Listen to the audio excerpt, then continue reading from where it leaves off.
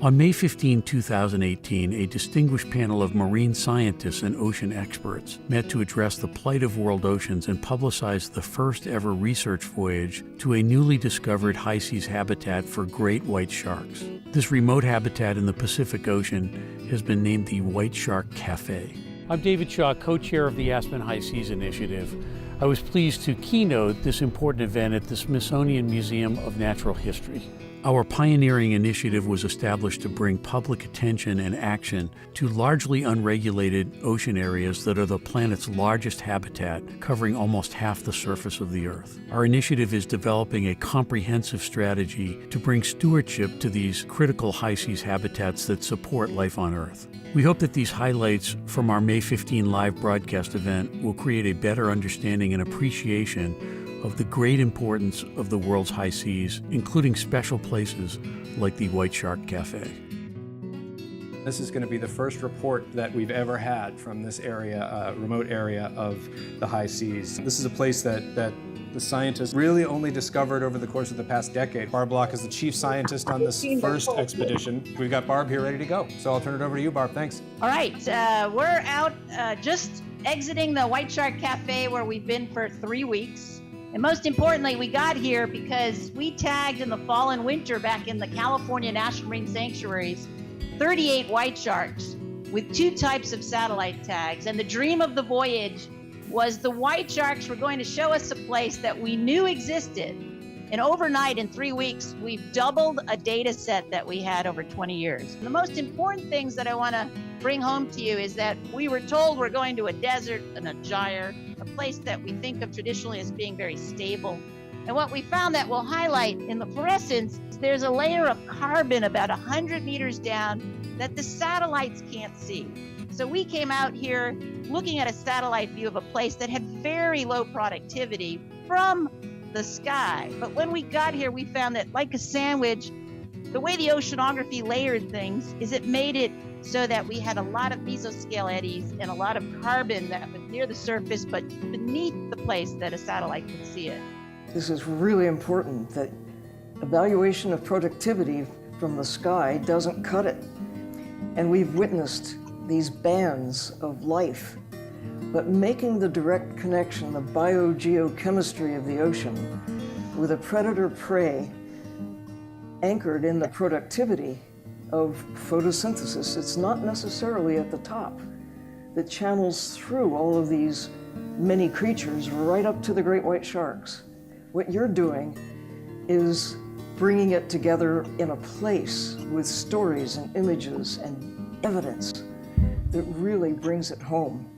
There are many stories that you're telling here, but I think this big story of how the ocean really functions with your evidence, visual and with instruments, is really the knockout payload.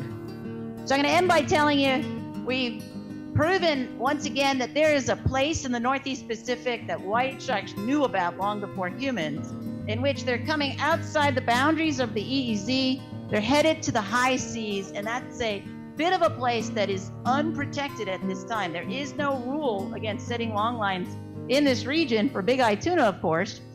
And those long lines potentially may bycatch white sharks. And that was pretty revealing during this voyage and argues to the reason that we're asking UNESCO and others to consider this place as a place that really needs protection as soon as possible if we want to keep something as iconic and wild as a white shark protected. In the past 15, 60 years, with the rise of industrial fishing, we have been deploying millions of hooks. Wherever we go, wherever there is fishing, sharks are declining because they cannot sustain the high rate of extraction we operate with fishes. Here in this animation, you'll see just a collation of all this data showing how longline fishing spread across the globe from the 1950s to the present days. But we know that sharks have no borders.